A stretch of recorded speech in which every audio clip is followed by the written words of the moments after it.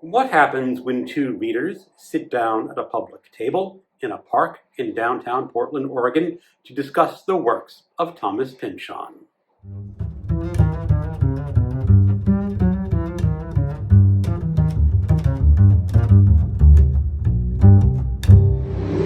Hello, welcome to my channel, another bibliophile read. My name is Greg, and I'm here with Alan from Big Hard Books and Classics.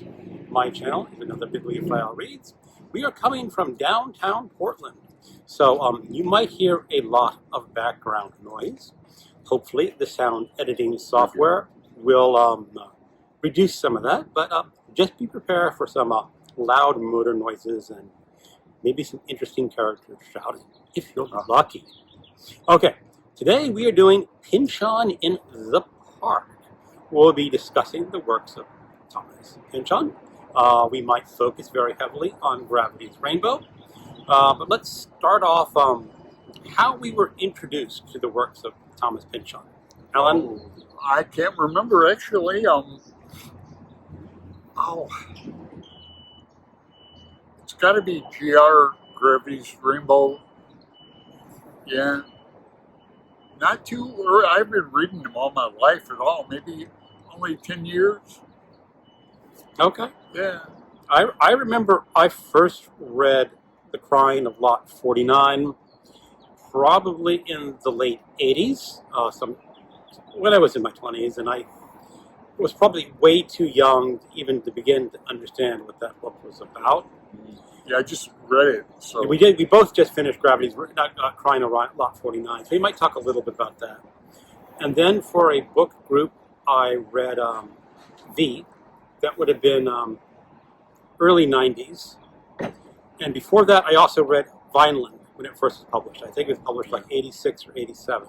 yeah, okay. I read Vineland in the 80s. Now that I think about it, I've never read V yet.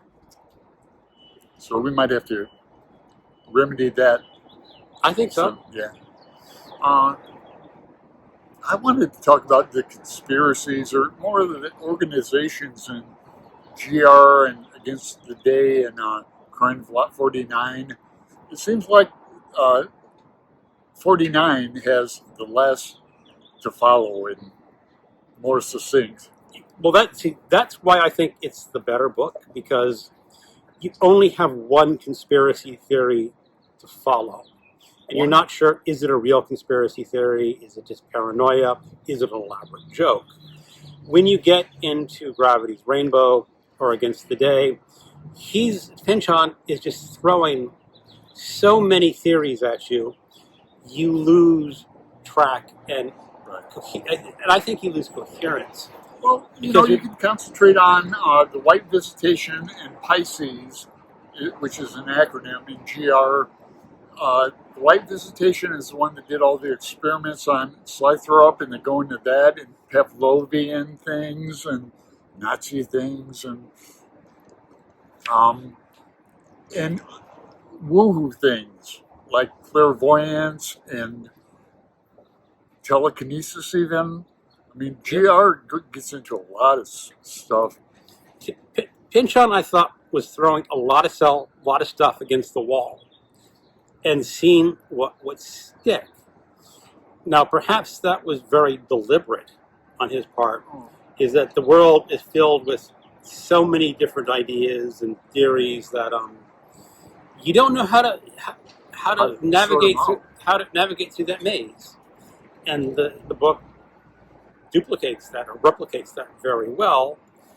But when I was reading it, I was thinking, come on, let's get this over with. This is theoretically a novel, theoretically about Tyrone Slothrop. And I felt like Thomas Pynchon was giving me a lot of rabbit holes. And he says, go explore this rabbit hole. The thing that gets me about GR is Glacero and all that gross, pornographic, like bondage stuff and all that between Gottfried and Kaja. You're gonna hold that for 1 second, I think. So the siren passes,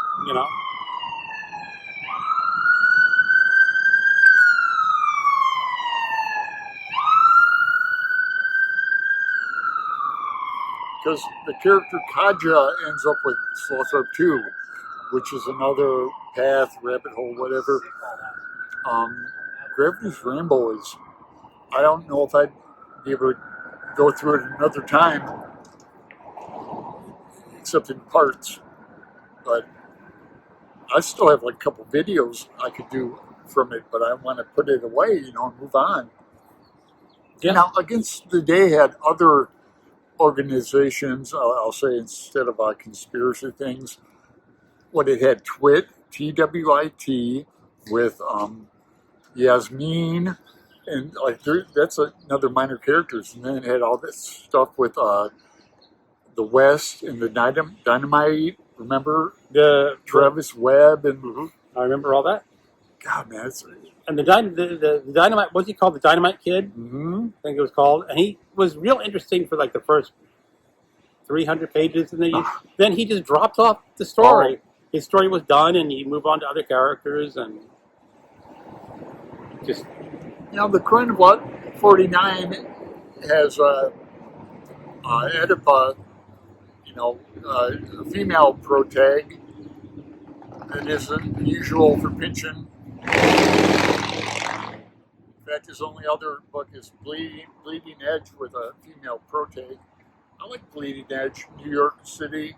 I have not read Bleeding Edge. Now, you said you might be into Infinite Vice? Inherent Vice? Well, there's a plan to read another Pynchon book sometime in September. There's talks about reading Inherent Vice or V. Or V. I'm kind of pushing for V. And that's just me being method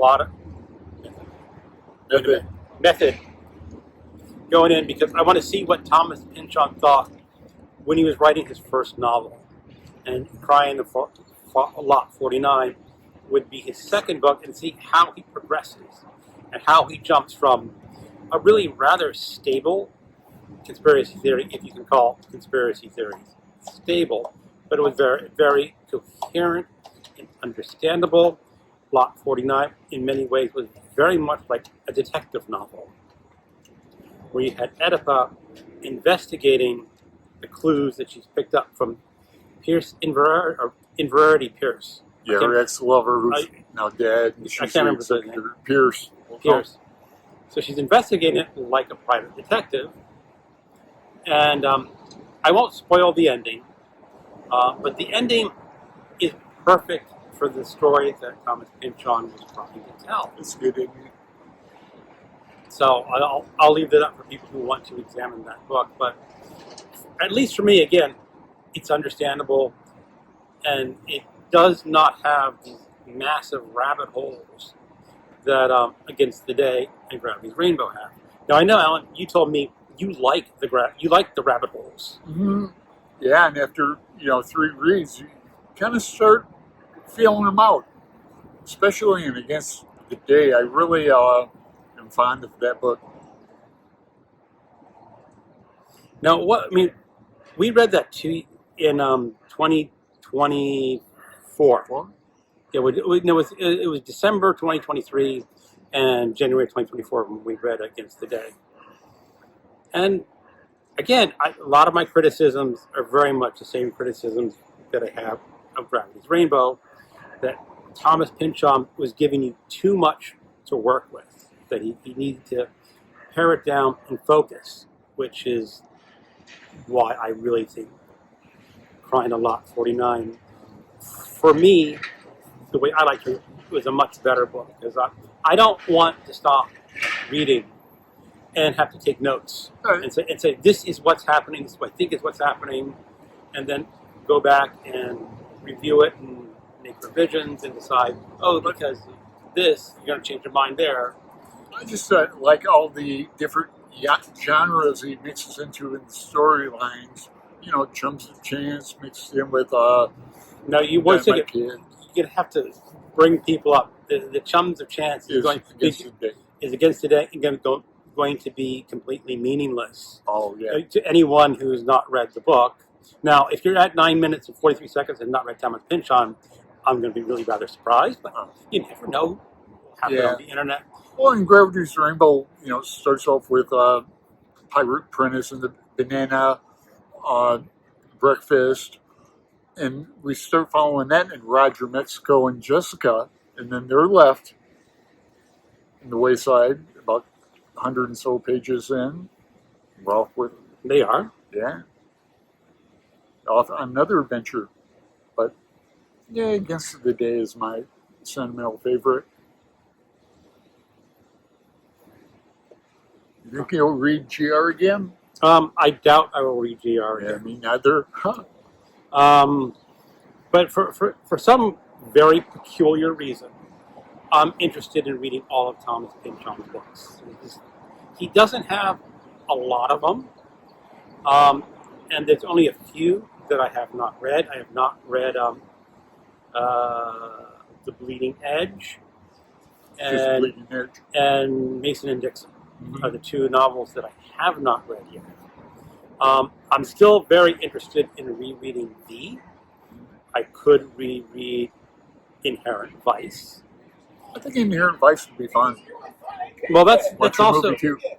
that's also not as complicated as Gravity's Rainbow. Oh, That's, no, that's, I that's don't more Pynchon light. The way that Shadow Ticket was a Pynchon light book. It was just No, I need a physical copy of Shadow Ticket. I have the Audible, but I'll reread that again. okay. It was fun. Cheese. Yeah, the Al Capone of cheese. Indeed. So it's for me, Pynchon is a curiosity. And he's taken literature in a direction that literature had not done before, especially with Gravity's Rainbow. And when it came out, it was nominated for the Pulitzer Prize. It was a unanimous decision amongst the Pulitzer Prize judges. But when it got to the board that signs off on the prize, they said, no, this book is too incomprehensible. It is obscene, and they decided not to award any Pulitzer Prize. Was it 75 or 76, somewhere in that range? And I can understand both points of view. Yeah, me too. I can understand that Pynchon really was doing something that the novel had not done before with Gravity's Rainbow. That he's trying to bring in this sense of, I don't know if sense of unreality is the correct thing I want to, but it's what's coming to mind, sitting here in a park with no notes in front of me. So Oh, well, yeah. he's bringing that sense of unreality and multiple interpretations. Well, it's filled with drug use and You see the drugs, LSD. you see the drug use and the sex, and some of the sex in that book is really rather him trying to shock his readers and saying, well, this is what some people might do behind closed doors. Well, it kind of shocked me, some of it. I mean, there's some I wouldn't even, I'm hesitant to describe. It's Yeah. I don't want to put it in somebody's earball because you'll never unhear it or see Yeah, it. but Yeah. that was Pynchon. And my first interpretation, when I was doing it after I read Gravity's Rainbow, was saying, is he doing some sort of Rorschach test? He's giving you so much information, and he does not explain this information. Is he just allowing it to be whatever the reader wants it to be?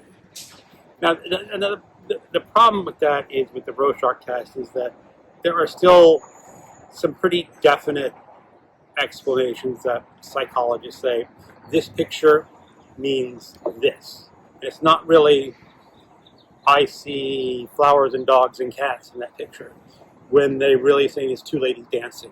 Now, don't take that as any sort of real interpretation of the Rorschach, because I have not looked at those in many years, but that was my impression. And then I started thinking that, no, Thomas Pynchon is trying to be a little more subtle. He's trying to show you something that's beyond the normal reading range of readers at the time, and say, this is what's happening. And if I were ever to reread Gravity's Rainbow, I would first read The Crying of Lot 49 first, because I have an interpretation about the end of that book. And again, I'm not going to explain the interpretation of this book. Well, you haven't even told me. Yes, we did. You did? It was in the Voxer group. Okay, so I guess it's okay to give a little bit of a spoiler, is that Oedipa Maas is about to receive what she thinks is a divine revelation about the cosmos. What is the world really about? Because there's a couple of interpretations of Gravity's Rainbow that you can give. One is that she's insane, she's paranoid, and all this book is a complete fabrication in her head. The second interpretation is that it is an elaborate prank by Pierce. He was an extremely wealthy man. He would be a Bill Gates type today. He'd be a Elon Musk today. And he's created this entire elaborate scheme just to fool an ex-girlfriend after he's died. You need the underground post office. All that's bugs. None of that. He set up people and actors to pretend to be that, so she follows it along. The second interpretation is that, and let me go back to the story, is that in this book there is the Postal Service. And going back to at least the 16th century, there was an alternative method for delivering postage. The acronym is WASTE. I don't remember what it stands for. Right, waste. But that was a real delivery system that existed. It's kind of underground because it's not government approved. So, but it exists. People use that when they want to opt out of regular society. And it's Oedipa going through this detective mode, uncovering this real conspiracy theory. And then at the end of the book, it's about to be revealed to her, or the reader, which of those three realities is the truth. But you don't get the answer in the book. That's why I think it's an analogy or an allegory of divine revelation. She's about to hear the word of God say, this is the truth of the universe. There's also a lot of things about postage stamp collecting in the novel. In fact, the title, Crying, is when a auctioneer does the lots, right? You find that out at the end, unless you're right. But the cry is also a priest recanting the gospel of the world. So that's another. Now, it's also the fourth that all those are true. Because Thomas Pynchon is just nuts, and he said they can all be true. And so, I'd want to read it because I have my theory that the conspiracies are the way people react to the world. It's how you interpret the meanings of what you see in the world and how you understand the world. And some people can only understand it through conspiracy and paranoia.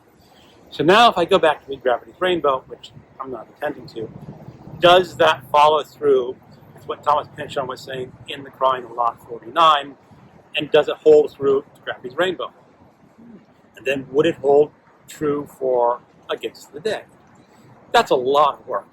Yeah. And I'm not sure I want to go through that to interpretation. Stick with V.